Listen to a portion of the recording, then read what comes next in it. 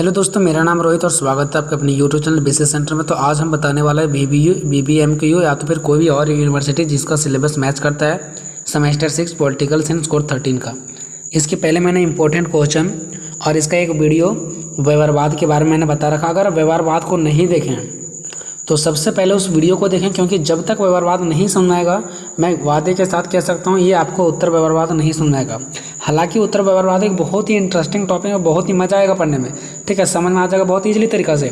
लेकिन उसी स्टूडेंट को समझ में आएगा जो पहले व्यवहारवाद को पढ़े होंगे, ठीक है। तो अगर व्यवहारवाद को नहीं पढ़े तो जाकर के पढ़ लो, डिस्क्रिप्शन बॉक्स में लिंक दिया गया है, वहाँ से जाकर के आप लोग क्लिक करोगे तो उस वीडियो को पहुँच जाओगे और वीडियो को पहले देख लो, ठीक है। उसके बाद उत्तर व्यवहारवाद पढ़ो और आपको नोट्स भी बनाते हुए जाना साथ में, ठीक है। तो अभी तक मैंने 2 वीडियो अपलोड कर रखे हैं, एक ये वीडियो और एक इसके पहले, और भी बहुत सारे वीडियो अपलोड करेंगे। लेकिन एक और इन्फॉर्मेशन दे देना चाहता हूँ कि अभी सेमेस्टर 6 पॉलिटिकल साइंस कोर 13 का 2 वीडियो देंगे, फिर कोर 14 का 2, फिर DSC 3 का 2, फिर DSC 4 का 2 सभी में देंगे, क्योंकि इससे आपका इंटरनल एग्जाम भी कंप्लीट होते चले जाएगा, ठीक है। इंटरनल प्लस एक्सटर्नल दोनों एग्जाम आपका खत्म होते जाएंगे, इसमें आपको सहायता मिलेगा, ठीक है ना। उसके बाद फिर अगले बार स्टार्ट करेंगे तो फिर 13-14 से स्टार्ट करेंगे और फिर 2 वीडियो आने की 4 सब्जेक्ट है, चारों सब्जेक्ट पर 2 वीडियो अपलोड करते जाएंगे, ठीक है ना। तो आपको देखने के लिए नहीं भूलना और सारे वीडियो को अटेंड करना और आपको नोट्स बनाते हुए जाना है, क्योंकि आपका इंटरनल एग्जाम कम से स्टार्ट हो जाएगा, कुछ पता नहीं चल सकता है, ठीक है। हो सकता है कल ही नोटिस निकल सकता है कि आपका इंटरनल एग्जाम है, तो आप लोग तैयारी अच्छे से करके रखें। चलिए वीडियो को शुरू करते हैं। तो उत्तर व्यवहारवाद की विशेषताओं का वर्णन करें। देखिए, क्वेश्चन बहुत तरीका से आ सकता है, तो आप लोगों को घबराना नहीं है, ठीक है। और कितना टाइप से क्वेश्चन पूछा जा सकता है वो सब मैं आपको बताऊंगा वीडियो को लास्ट में, तो वीडियो को आपको देखते हुए रहना, ठीक है। देखिए, उत्तर व्यवहारवाद आ सकता है या तो फिर नवीन व्यवहारवाद आ सकता है, क्योंकि नया रूप को ही उत्तर व्यवहारवाद कहा जाता है, अन्य नया रूप कहा जाता है, ठीक है। तो उत्तर व्यवहारवाद आ सकता है या तो फिर नवीन व्यवहारवाद आ सकता है, दोनों आ सकता है। तो आप लोग घबराना नहीं है कि आप तो बताया था कि उत्तर व्यवहारवाद पर विशेषता का वर्णन करो, और यहाँ पे आ गया था उत्तर व्यवहारवाद का, नवीन उत्तर व्यवहारवाद की विशेषता का वर्णन करें। तो आपको घबराना नहीं है, चाहे उत्तर व्यवहारवाद आ जाए चाहे तो नवीन व्यवहारवाद आ जाए, दोनों का मतलब सेम होता है, ठीक है। उत्तर का मतलब होता है बाद, बदलाव, रूप, नया रूप, ठीक है, तो सेम है। उत्तर व्यवहारवाद या तो फिर नवीन व्यवहारवाद, दोनों सेम है, ठीक है। विशेषता लिखने के लिए आ जाए या तो अर्थ लिखने के लिए आ जाए तो आपको आंसर सेम डालना, थोड़ा बहुत चेंज करता है, ठीक है ना। तो देखिए, उत्तर व्यवहारवाद का अर्थ क्या। अगर आप लोगों ने इसके पहले पढ़े होंगे कि व्यवहारवाद क्या, तो व्यवहारवाद में हम लोगों ने ये देखा था कि मानव का जीवन के अध्ययन करना, कि जो मनुष्य है वो कैसे जी रहा है, कैसे खा रहा है, कौन सा नियम को लागू कर रहा है, जो जितने भी सारे नियम उसको लागू करता है कि लागू नहीं कर रहा है, कितने सारे नियम को फॉलो करता है कि फॉलो नहीं करता है, ये सब चीज़ों को हम लोगों ने पीछे देखा था, ठीक है। इसी को व्यवहारवाद कहा गया था। तो व्यवहारवाद को किस लिए मतलब अपनाया गया था, व्यवहारवाद को इसलिए अपनाया गया था ताकि जितने भी सारे मानव है उसका कल्याण हो सके, मानव का विकास हो सके, जो भूखे लोग मरते हैं वो भूखे ना मरे, और लोगों को एक सिस्टमैटिक तरीके से चलाया जाए, नियम कानून के थ्रू चलाया जाए, इसलिए व्यवहारवाद का अपनाया गया था। और व्यवहारवाद में लोगों के जीवन के बारे में, लोगों के जीवन के बारे में अध्ययन किया जाता था। तो व्यवहारवाद को जब लागू किया जा रहा था तो उस टाइम लोगों को लगा कि बहुत ज़्यादा विकास होगा, लेकिन जितना विकास का उम्मीद था ना उतना विकास नहीं हो पाया। तो जब विकास नहीं हो पाया तो उन लोगों को लगा कि इसमें कुछ चेंजिंग लाना चाहिए, ठीक है। व्यवहारवाद का जितना सारा नियम कानून था उसमें कुछ लगा इन लोगों को कि चेंजिंग लाना चाहिए, क्योंकि जब तक चेंजिंग नहीं लाएंगे तब तक और विकास नहीं हो सकता, क्योंकि जितना उम्मीद था उतना तो हुआ नहीं। तो इन लोगों ने क्या किया, उसी व्यवहारवाद में थोड़ा सा कुछ चेंजिंग लाया, ठीक है, नया रूप दिया। जो व्यवहारवाद था ना पुराना वाला, उसी में से थोड़ा सा कुछ नया नियम कानून लाया, कुछ नया चेंजिंग लाया। तो इसी नया रूप को उत्तर व्यवहारवाद का नाम दिया गया, ठीक है। यानी जो व्यवहारवाद का नया रूप है ना उसी को उत्तर व्यवहारवाद का नाम दिया गया, इसीलिए इसको नवीन व्यवहारवाद भी कहा जाता है, यानी कि नया वाला व्यवहारवाद, ठीक है। तो आपको घबराना नहीं है, ठीक है ना। तो इसी के बारे में हम लोग कंप्लीट पढ़ेंगे कि जो व्यवहारवाद में कमी था उसको पूरा किया गया कहाँ पे, उत्तर व्यवहारवाद में। और उत्तर व्यवहारवाद का जो जनक माना जाता है तो कौन माना जाता है, डेविड ईस्टन को माना जाता है। और व्यवहारवाद का भी जो ये जनक है उससे भी किसे माना जाता है, तो डेविड ईस्टन को ही माना जाता है। ये बात आपको याद रखना, दोनों के लिए सेम है, डेविड ईस्टन, ठीक है ना। व्यवहारवाद को भी लाया था डेविड ईस्टन, और इसमें जो चेंजिंग करके नया जो रूप दिया है उत्तर व्यवहारवाद का, इसको भी कौन लाया है, तो डेविड ईस्टन ने ही लाया है, ठीक है ना।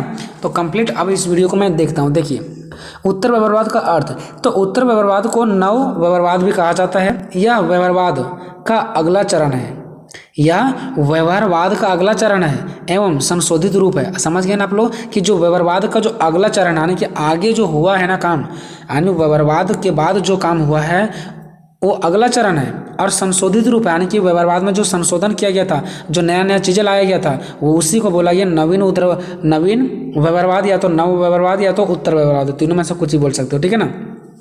तो देख लिया कि व्यवहारवाद को संशोधित रूप और व्यवहारवाद के अगला जो चरण लाया गया था उसी को बोला जाता है उत्तर व्यवहारवाद। समझ गया। या तो सिंपल से भाषा में आप लोग ऐसे भी लिख सकते हो कि व्यवहारवाद में जो भी परिवर्तन किया गया था उसी के नया रूप को उत्तर व्यवहारवाद कहा जाता है।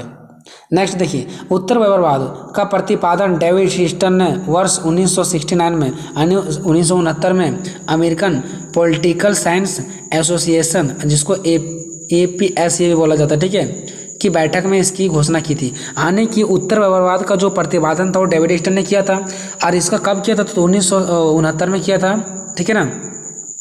और कहाँ पे किया था तो अमेरिकन पॉलिटिकल साइंस एसोसिएशन की बैठक में किया था। एक बैठक का नाम था जिसका नाम क्या था, अमेरिकन पॉलिटिकल साइंस एसोसिएशन।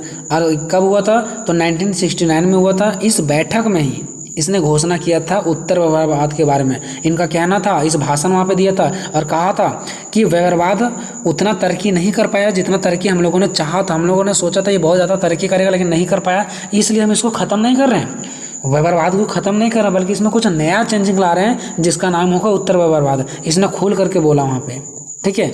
यह सम्मेलन न्यूयॉर्क में हुआ था। कहाँ पे हुआ था यह सम्मेलन? न्यूयॉर्क में हुआ था।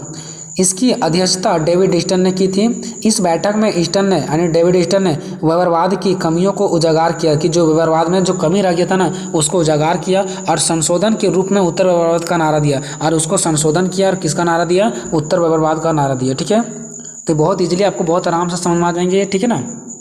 अब देखिए नेक्स्ट, डेविड ह्यूस्टन ने अपने अध्यक्षता भाषण में कहा कि उत्तर जो व्यवहारवाद है व्यवहारवाद के प्रति प्रतिक्रिया नहीं है, यानी कि उसने कहा कि जो उत्तर व्यवहारवाद है ना, जो हम नया रूप ला रहे हैं ना, ये व्यवहारवाद का मतलब विरोधी नहीं है, इसका उल्टा नहीं है, बल्कि यह एक वास्तविक क्रांति है। अर्थात उनका कहना यह था, देखिए बहुत लोग ये समझ रहे थे ना कि ये देखिए डेविड ह्यूस्टन ने तो व्यवहारवाद लाया, अब फिर ये नया व्यवहारवाद ला रहा है, इसका मतलब व्यवहारवाद को ख़त्म कर रहा है। तो इनका कहना था नहीं, हम व्यवहारवाद का प्रतिक्रिया नहीं कर रहे हैं, उत्तर व्यवहारवाद जो है वो व्यवहारवाद का उल्टा नहीं है, ठीक है, बल्कि यह जो है ना एक वास्तविक चीज़ है, वास्तविक क्रांति है।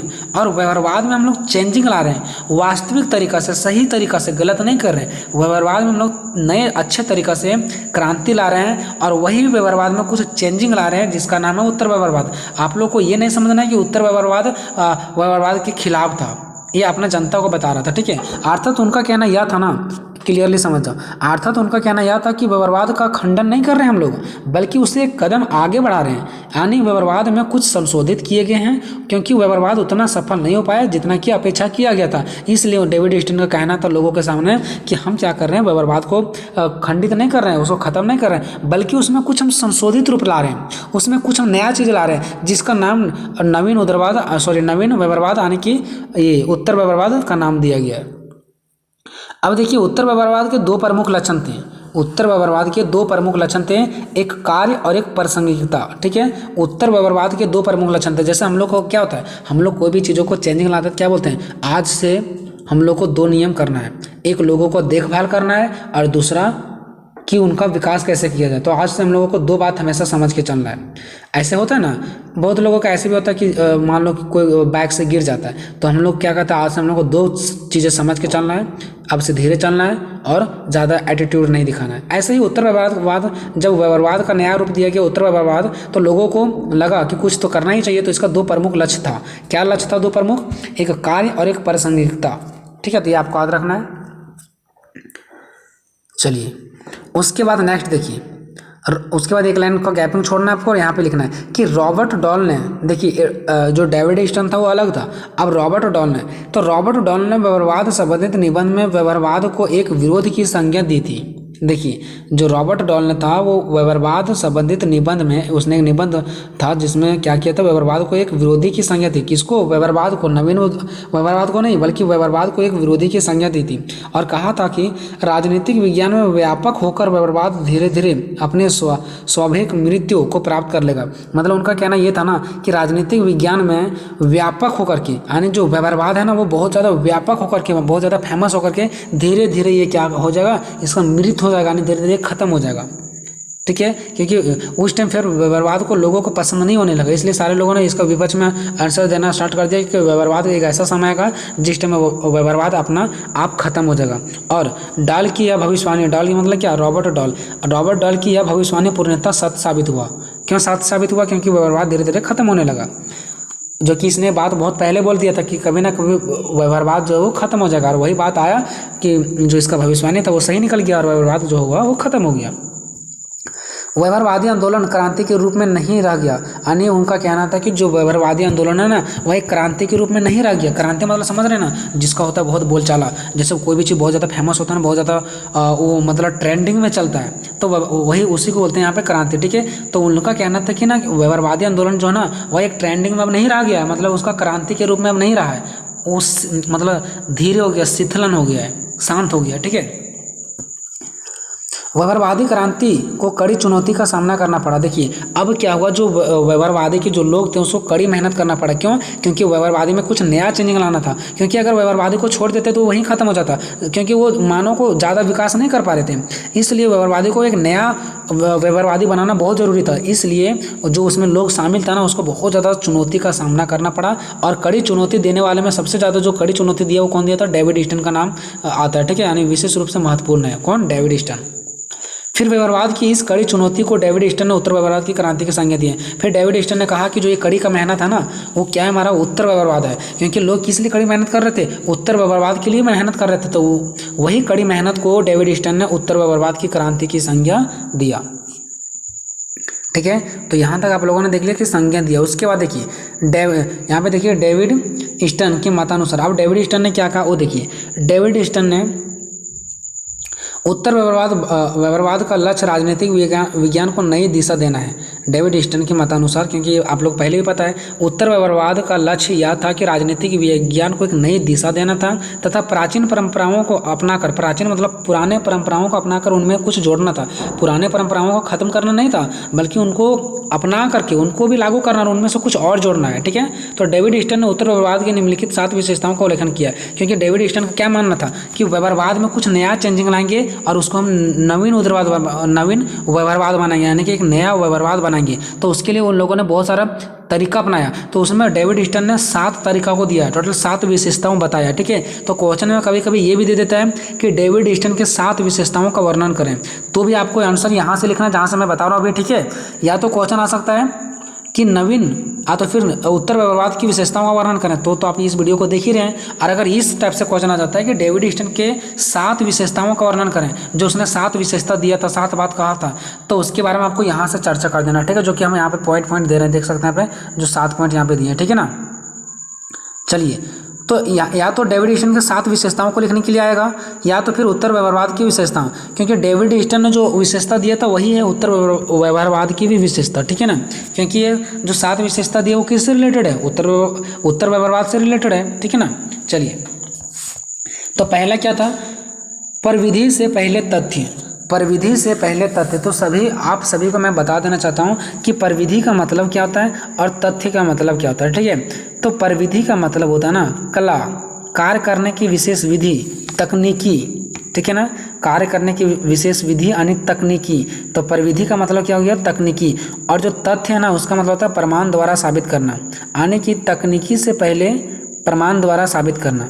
परिविधि से पहले तथ्य मतलब क्या कि कोई भी तकनीकी को करने से पहले, कोई भी नियम लागू को करने से पहले प्रमाण द्वारा साबित करना जरूरी है, क्योंकि कोई भी नियम को तुम लागू कर दोगे और वहाँ पे वो अच्छा चीज़ है नहीं, तो ऐसा काम नहीं चलेगा। तो पहले तथ्य, परिविधि आने की तकनीकी से पहले क्या लाना है? आपको तथ्य लाना है, आने क्या लाना है? प्रमाण की जरूरत पड़ेगा। ठीक है, तो देखिए यहाँ पे पहला पॉइंट, राजनीतिक विज्ञान के अनुसंधान में प्रविधि से पहले तथ्यों को स्थान मिलना चाहिए, ऐसा कहना था उन लोगों का। ठीक है, यानी जो उत्तर व्यवहारवाद को मान रहे थे, यानी कि कौन, डेविड स्टर्न वाले लोग। ठीक है ना, उन लोगों ने कहा राजनीतिक विज्ञान के अनुसंधान में प्रविधि से पहले तथ्यों को स्थान मिलना चाहिए। ये पहला पॉइंट हो गया आपका।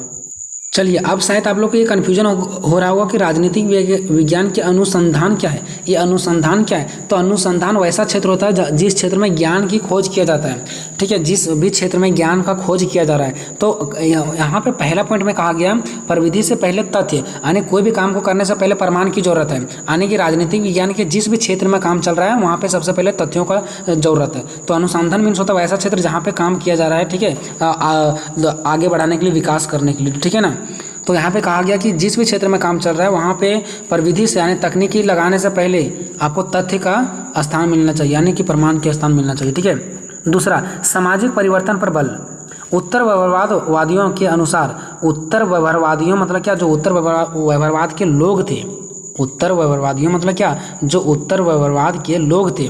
तो उत्तर व्यवहारवादियों के अनुसार क्या है कि स्थान पर क्या होना चाहिए पर बल देना चाहिए। तो देखिए, नवीन उदारवाद जो था, यानी नवीन व्यवहारवाद। ठीक है, मैं बार बार बोल रहा हूँ उदारवाद, तो सॉरी दोस्तों। जो उत्तर व्यवहारवाद के लोग हैं, यानी जैसे डेविड स्टर्न हो गया और भी इसको जो सहमति करने वाले लोग थे। तो दूसरा रीजन में ये बताया गया कि देखिए क्या है उस पर हमको बल नहीं देना है कि समाज क्या है, लोग क्या है, ये चीज़ें क्या है, वो चीज़ें क्या है, इस पर हमें बल हमें नहीं सोचना है, बल्कि क्या होना चाहिए उस पर बल देना चाहिए। तभी हमारा जो व्यवहारवाद है वो एक नया व्यवहारवाद में बदलेगा, है ना। ये क्या है नहीं है ऐसा देख करके हम छोड़ देंगे तो नहीं चलेगा, क्योंकि यही रीजन चल रहा था किस व्यवहारवाद में, जिसके कारण वो विकास नहीं हो पाया। लेकिन इन लोगों ने कहा कि क्या है, कोई भी चीज़ों को हम लोग सिर्फ जानना नहीं है कि ये चीज़ें क्या है सो, ठीक है, क्या है सो जानना नहीं है, क्या करना है, क्या होना चाहिए ताकि समाज में बदलाव आए, इस पर ज़्यादा बल देना चाहिए। ठीक है, तो सामाजिक परिवर्तन पर भी बल हो गया। तीसरा रीजन यहाँ से देखते हैं। ठीक है ना, सामाजिक समस्याओं के समाधान पर बल। देखिए, उत्तर व्यवहारवादियों का कहना है कि किसी भी तथ्यों पर विश्लेषण करने की जगह मानव जाति की आवश्यकताओं को पूरा करने में तथा संकट का समाधान करने में और सहायता करनी चाहिए। ये तो बहुत आसान है, आप लोग समझ आओगे। चौथा, मूल्यों की महत्वपूर्ण भूमिका। देखिए, इन लोगों ने कहा कि मूल्यों की महत्वपूर्ण भूमिका होना चाहिए। मूल्यों का मतलब क्या, सत्य, ईमानदारी, अच्छाई। ठीक है, मूल्य का मतलब क्या होता है, सत्य, ईमानदारी, अच्छाई। तो मूल्यों की महत्वपूर्ण भूमिका, निश्चित से बात है कि अगर सत्य की महत्वपूर्ण भूमिका रहेगा, ईमानदारी की महत्वपूर्ण भूमिका रहेगा, अच्छाई का महत्वपूर्ण भूमिका रहेगा तो विकास करेगा। तो व्यवहारवाद मूल्यों को अपेक्षणीय मान लिया। देखिए, जो व्यवहारवाद था, अभी हम पढ़ रहे हैं उत्तर व्यवहारवाद, और जो मैं बात कर रहा हूँ व्यवहारवाद को, जिसको हटा दिया गया है, तो व्यवहारवाद मूल्यों को अपेक्षणीय मान लिया। मूल्य मतलब समझ रहा है, ईमानदार को, अच्छाई को, सत्य को अपेक्षणीय मान लिया गया। मतलब व्यवहारवाद के जो लोग थे ना वो मूल्यों को नहीं मानते थे, जबकि उत्तर व्यवहारवाद का कहना है कि मूल्यों के आधार पर ही ज्ञान की इमारत खड़ी हो सकती है, नहीं तो नहीं। ठीक है ना, तो उत्तर व्यवहारवादियों ने मूल्यों को भी महत्वपूर्ण स्थान दिया है, यानी कि व्यवहारवाद जो है वो मूल्यों को महत्वपूर्ण स्थान नहीं दिया, लेकिन जो उत्तर व्यवहारवाद है नया रूप, वो मूल्यों का महत्वपूर्ण भूमिका दिया है। पांचवा, देखिए पांचवा क्या है आपका, बुद्धिजीवी की महत्वपूर्ण भूमिका। बुद्धिजीवों मतलब क्या होता है, तो बुद्धिजीव मीन्स होता है दिमाग काम करने वाला, लेखक, डॉक्टर जैसा आदमी जिसका दिमाग अच्छे रूप से काम करता है। ठीक है ना, जो थोड़ा सा कुछ अच्छे ऊंचे पद पर होते हैं, जिसका दिमाग अच्छे से, जैसे डॉक्टर हो गया, लेखक हो गया, ये तो अपना दिमाग से ही तो काम करते हैं ना। तो बुद्धिजीवों की महत्वपूर्ण भूमिका माना है किसमें, नवीन व्यवहारवाद में। तो नवीन व्यवहारवाद का मानना है कि अगर हम यह स्वीकार कर लें कि बुद्धिजीवी को समाज में सविकारात्मक भूमिका अदा करनी है तो उचित लक्ष्यों का निर्धारण हो सकेगा। मतलब ये उत्तर व्यवहारवादियों का ये कहना है कि अगर हम ये मान के चलें कि जितने भी सारे बुद्धिजीवी लोग हैं, यानी जितने सारे पढ़े लिखे लोग हैं, अगर समाज में सविकारात्मक, है ना, सविकारात्मक यानी कि मतलब एक अच्छे विचार देंगे तो उचित लक्ष्यों का निर्धारण हो सकेगा, यानी उचित जो लक्ष्य है उसे प्राप्त किया भी जा सकता है और उसे निर्धारण भी किया जा सकता है। लेकिन कब, जब बुद्धिजीवी लोग हैं, यानी जो अच्छे पढ़े लिखे लोग हैं, उसको सविकारात्मक ये भूमिका, यानी कि अच्छा सा विचार, सकारात्मक, है ना, सविकारात्मक मतलब क्या, सकारात्मक अच्छा सा विचार अगर वो समाज में देता तभी वो सारे लक्ष्यों को निर्धारण हो सकेगा। छठा, कर्मनिष्ठ विज्ञान पर बल। ठीक है, कर्मनिष्ठ विज्ञान पर बल। अब देखिए कर्मनिष्ठ विज्ञान क्या है, कर्मनिष्ठ मतलब एक अच्छा सा कर्म। तो उत्तर वैभववादियों कर्मनिष्ठ पर बल देते हैं। उनका कथन है कि राजनीतिक विषयों के अध्ययन करता हूँ, जो राजनीति को पढ़ते हैं उसको समझते हैं, उसी को बोला जाता है अध्ययन करता हूँ, को समाज के पुनर्निर्माण कार्य पर बल देना चाहिए। देखिए कर्मनिष्ठ का मतलब क्या होता है, अच्छे ढंग से कर्म करना, कार्य करना। तो उत्तर वैभववादियों कर्मनिष्ठ पर बल देते हैं। क्यों? क्योंकि उनका कथन है कि राजनीतिक विषयों का अध्ययन करता है, कि जितने भी सारे राजनीतिक विज्ञान में लोग हैं उसको अध्ययन करते हैं, उन सभी लोगों को समाज को पुनः निर्माण कार्य पर बल देना चाहिए कि जो भी हमारा समाज है उसका एक निर्माण तो हमारा समाज हो गया, उसको पुनः निर्माण मतलब आगे बढ़ाना, एक और पुनर्निर्माण करना, समाज को आगे बढ़ाने पर बल दिया जाना चाहिए। कौन? जो राजनीतिक विज्ञान के अध्ययन करते हैं लोग हैं, उनको समाज में अपना योगदान देना चाहिए और समाज को आगे बढ़ाना चाहिए, यानी कि पुनर्निर्माण करना चाहिए, यानी नया चेंजिंग लाना चाहिए। जब नया चेंजिंग लाएगा तो हमारा समाज ऑलरेडी पुनः निर्माण होते रहेगा, ठीक है, नहीं दोबारा निर्माण होते रहेगा। 7वां लास्ट पॉइंट है मानवीय मूल्यों की रक्षा। मानवीय मूल्यों की रक्षा, मूल्य मतलब समझिए सत्य, ईमानदारी, अच्छा, यानी कि मानव की अच्छाइयों को रक्षा करना। तो उत्तर वैभववादियों और राजनीतिक विज्ञान के छात्रों को यह बताना चाहते हैं, यानी जो उत्तर वैभववादियों राजनीति है वो राजनीतिक विज्ञान के छात्रों को, यानी वैसे छात्र जो राजनीतिक विज्ञान में इंटरेस्ट रखते हैं उन सभी छात्रों को यह बताना चाहते हैं कि बुद्धिजीवी होने के नाते उन्हें मानवीय मूल्यों की रक्षा करनी चाहिए, यानी कि उनका ये छात्रों को ये समझाते हैं कि आपको बुद्धिजीवी होना है, यानी कि आपको पढ़े लिखे होना है, और आपको पढ़े लिखे होने के नाते उन मानवीय मूल्यों की रक्षा करनी है और समाज में महत्वपूर्ण भूमिका निभाना है, यानी कि मानव का जितने भी सारे मूल्य हैं, ईमानदारी है, अच्छाई है, सत्य है, ठीक है, जो संस्कार है उसको आपको क्या करना है, रक्षा करना है और समाज में महत्वपूर्ण भूमिका निभाना है। ये छात्रों को समझाते हैं, जितने भी सारे बुद्धिजीवी लोग हैं वो आप सभी को क्या करना, समाज का रक्षा करना है, ऐसा कहना है डेविड ईस्टन वाले लोगों का, ठीक है। तो अब चलते हैं निष्कर्ष में पहुंचते हैं। तो उपरोक्त पंक्तियों को पढ़ने से इस बात का स्पष्टता हो जाता है कि वैभववाद में अनेक दोष पाए गए थे, जिसके कारण समाज का पूर्ण विकास नहीं हो पा रहा था। लेकिन अब डेविड ईस्टन ने इस सभी को बदलकर इनका एक नया नाम दिया है उत्तर वैभववाद, जो इस बात का संकेत है कि समाज का अब संपूर्ण विकास होगा, ठीक है। तो ये इसका क्या था दोस्तों, कंप्लीट हो गया। अब हम अगला जो वीडियो लाएंगे वो हम कोर 14 पर लाएंगे, इंपॉर्टेंट क्वेश्चन, फिर उसका सॉल्यूशन 2 को देंगे, फिर कोर DSC 3 का DSC 4 का 2 सॉल्यूशन देंगे, ताकि आपका इंटरनल एग्जाम भी आ जाए तो भी उससे निकल जाए, ठीक है, कहीं ना कहीं सहायता जरूर मिलेगा आपको, ठीक है। और एक्सटर्नल एग्जाम आने से पहले तो मैं आपको कंप्लीट करवा ही दूंगा, मेरा फुल प्रयास रहेगा, ठीक है दोस्तों। तो वीडियो आपको कैसा लगा कॉमेंट में जितना भी सारा व्यूज आता है उतना फीडबैक आपको देना जरूरी है, ताकि मैं मोटिवेट रहूँ। बहुत ज़्यादा लंबा वीडियो बन जाता है और चिखना पड़ता है, चिल्लाना पड़ता है दोस्तों, तो मैं आपसे रिक्वेस्ट करता हूँ कि एक अच्छा सा फीडबैक कमेंट जरूर दें। मिलते हैं अगले वीडियो में, तब तक जय हिंद, जय भारत।